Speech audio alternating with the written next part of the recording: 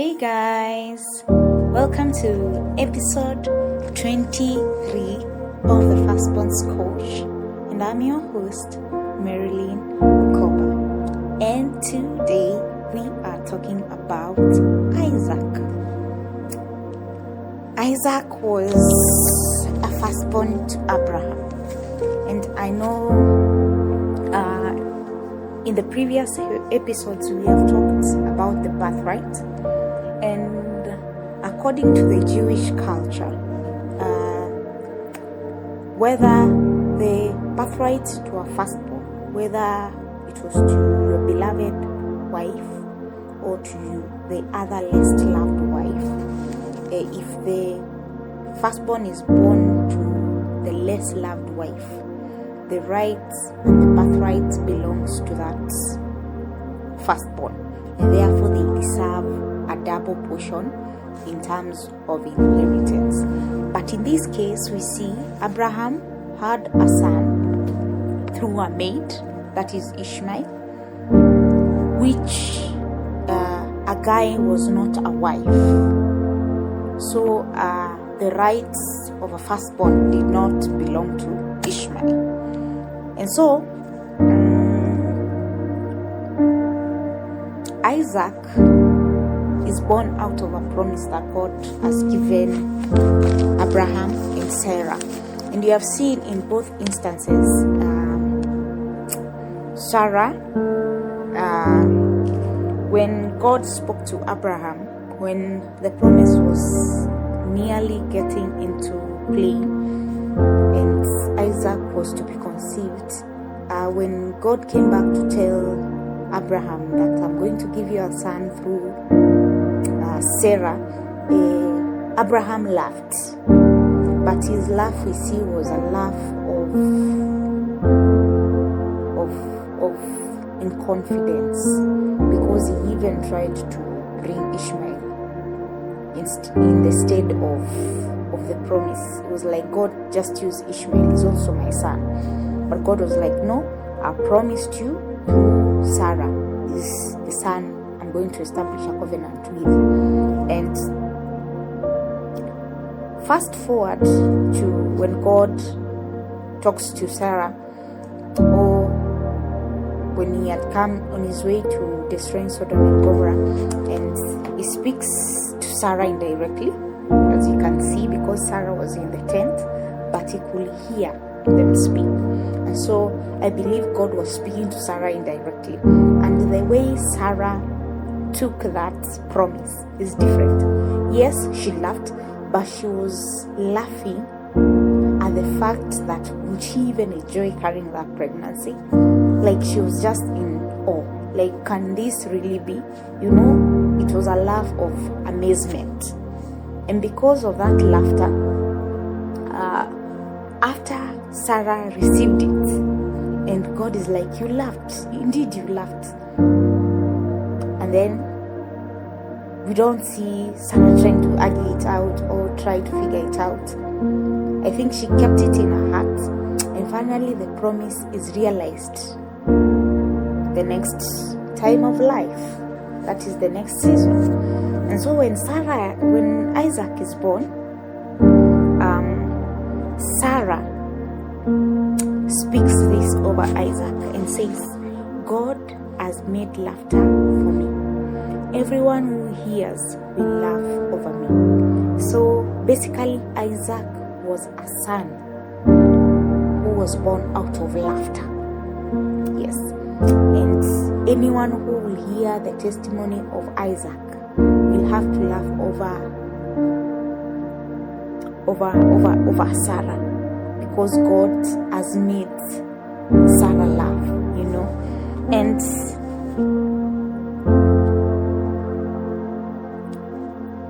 Isaac grows, and after he's grown, they have thrown a party for him. His brother is sent away, Ishmael, his half brother, and because Sarah didn't like the way he was playing with Isaac, and so Isaac continued to grow. But then now we start to see the intricacies in the family, whereby one, as Isaac is growing, God decides, I think I need to test Abraham again. And who is he using? He's using Isaac. And so Abraham takes Isaac to be sacrificed at Mount Moriah.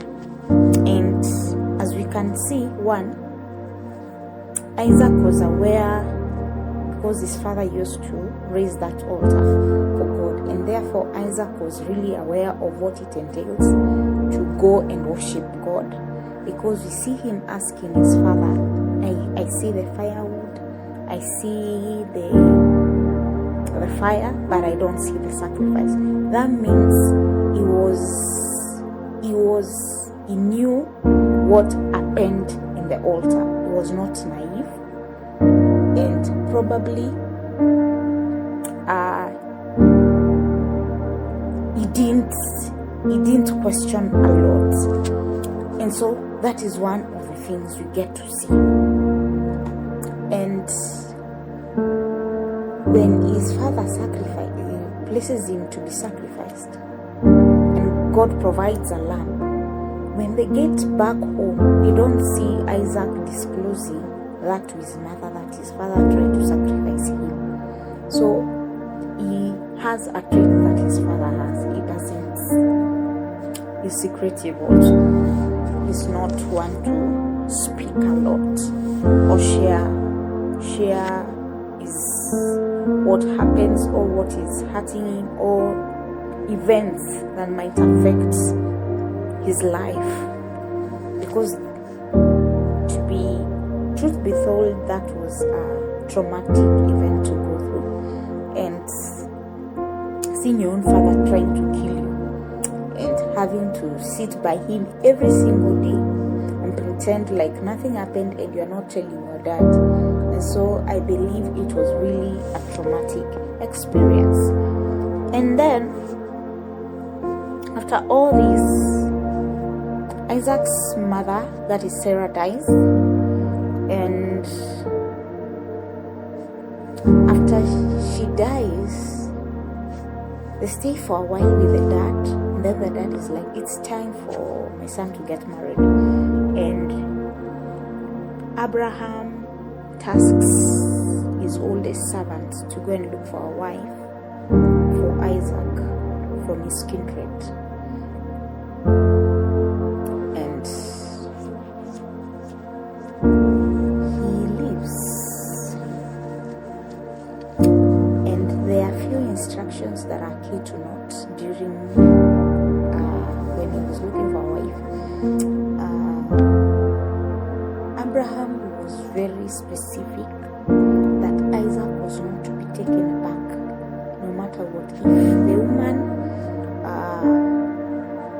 who is supposed to marry him refuses, the servant was not at any cost to dare take Isaac there.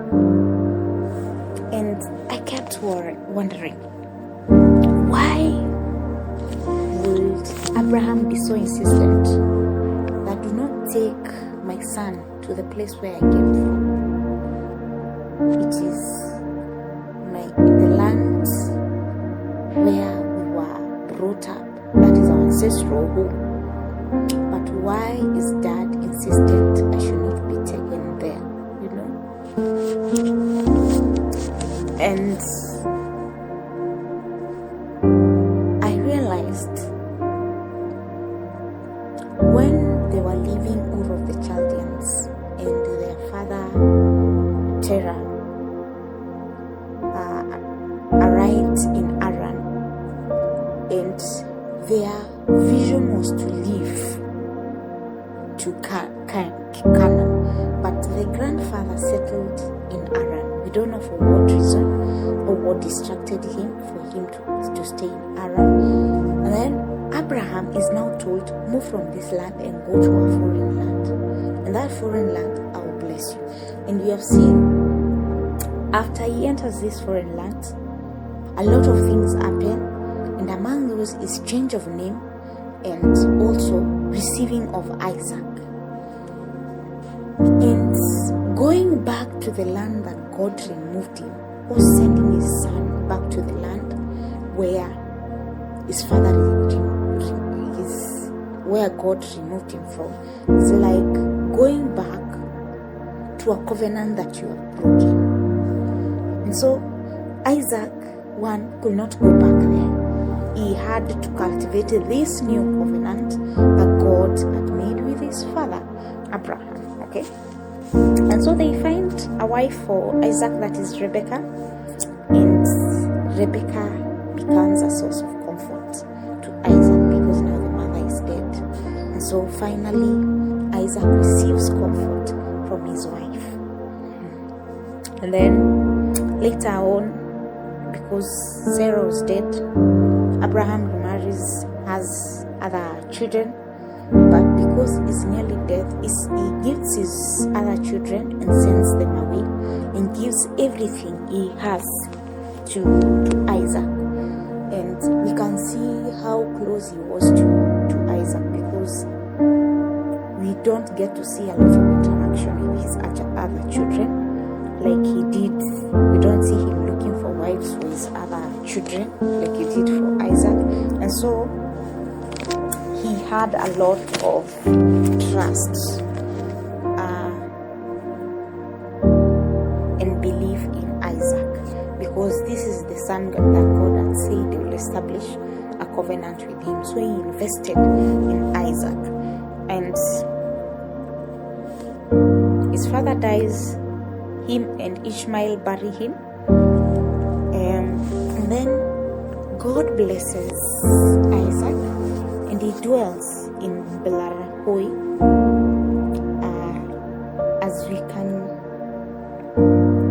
as we can see in the text in Genesis. Beer-lahai is where Agai, the first time when she flee from Sarah because of not submitting to her, because she was pregnant with Ishmael, and Sarah dealt harshly with her. This is the place where she ran to, and the angel of God spoke to her. And so also this is the place where Isaac lives or dwells in, and God blesses him. And in Genesis 25 we see Rebecca struggling with being pregnant, so she cannot conceive, and Isaac prays for his wife Rebecca, and she gets pregnant. She conceives, and she conceives twins. And when she conceives these twins, God speaks to her concerning them, okay, and tells her this in Genesis 25, that two nations are in your womb, they shall be divided, one shall be stronger than the other, the elder shall serve the younger. Okay, so far we see Isaac had some character like his dad. He was not one to share what his feelings, because we can see he had experiences that he had undergone, but he had not shared them, like the aspect of the sacrifice. Okay, and also we see that he understood the service of the altar. And also we see the priesthood in him, because he gets to pray for his barren wife and she conceives. And so we are at a place where Rebecca has received a word from God, just like Sarah, concerning the children she's carrying. And for her, she's carrying twins. And God is telling her, these two shall be strong nations, but one shall be stronger than the other, and they shall be divided into two, and the elder one shall serve the younger So there is a prophecy already concerning these children, that the younger one will serve the elder one. Okay?